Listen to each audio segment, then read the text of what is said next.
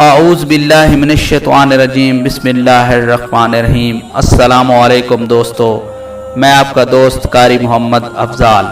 اس واقعہ کے راوی امام ابن حزم ہیں۔ وہ فرماتے ہیں کہ ان سے ایک ایسے شخص سے بیان ہوا جو کہ سچا انسان ہے۔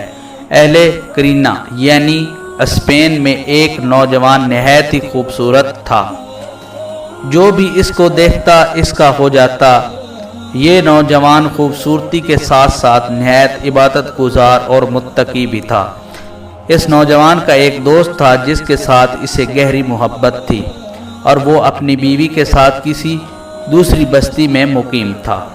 ایک مرتبہ یہ عابد اس سے ملنے کے لیے گیا۔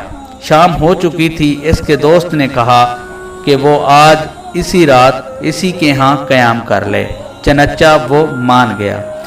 اتفاق سے رات کے وقت اس کے دوست کو ساتھ والی بستی سے کسی اہم کام کے لیے بلایا گیا، اور وہ اسے یہ کہہ کر چلا گیا کہ تم میرا انتظار کرو، میں تھوڑی ہی دیر میں واپس آ جاؤں گا۔ اب گھر میں اس کی بیوی اور یہ خوبصورت نوجوان اکیلے تھے۔ سردی کا موسم تھا اور بارش بھی ہو رہی تھی، اور یوں بھی اس علاقے میں سردیوں کی راتیں بڑی لمبی اور تاریک ہوتی ہیں۔ گھر میں نوجوان اپنے دوست کا انتظار کرتا رہا مگر وہ نہ آیا، حتیٰ کہ شہر کا دروازہ بند کرنے کا وقت ہو گیا۔ اس کو کوئی ایسی مجبوری آن پڑی کہ وہ نہ آ سکا۔ ادھر اس کی بیوی کو یقین ہو گیا کہ اس کا خامند رات کو واپس نہیں آ سکے گا۔ چنانچہ اس نے بناؤ سنگار کیا اور اس نوجوان کے پاس آ گئی اور اپنے آپ کو پیش کیا۔ نوجوان عابد نے انکار کیا مگر عورت نے بار بار اس کو گناہ کی دعوت دی۔ نوجوان تھوڑی دیر کے لیے بہکا مگر فوراً ہی سنبھل گیا۔ چراغ جل رہا تھا۔ اس نے نوجوان نے اپنا ہاتھ چراغ کے اوپر کیا اور ذرا سا ہاتھ جلنے کے بعد پیچھے کھینچ لیا۔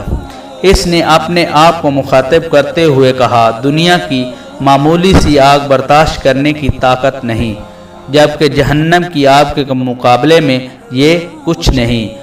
اس عورت نے پھر گناہ کی دعوت دی۔ نوجوان نے پھر اپنے جسم کو آگ کے قریب کیا۔ جسم جلا تو اس نے پھر پیچھے کر لیا۔ اسی طرح جب اس کو گناہ کا خیال آتا وہ اپنے آپ کو آگ کے شعلے کے قریب کرتا اور ذرا سی حد برداشت کر کے اپنے آپ کو پیچھے کر لیتا۔ غرض کے ساری رات اس نے اسی طرح جاگتے ہوئے گزاری تو توبہ استغفار کرتے ہوئے گزاری۔ صبح ہوئی تو اس کا انگوٹھا آگ کی لپٹ سے سیاہ ہو چکا تھا۔ چنانچہ دوستو، جو ہم آج یہ غیبت اور اس طرح کے اور زنا کے گناہ کر رہے ہیں تو سوچئے کہ ہمارا حشر کیا ہونے والا ہے۔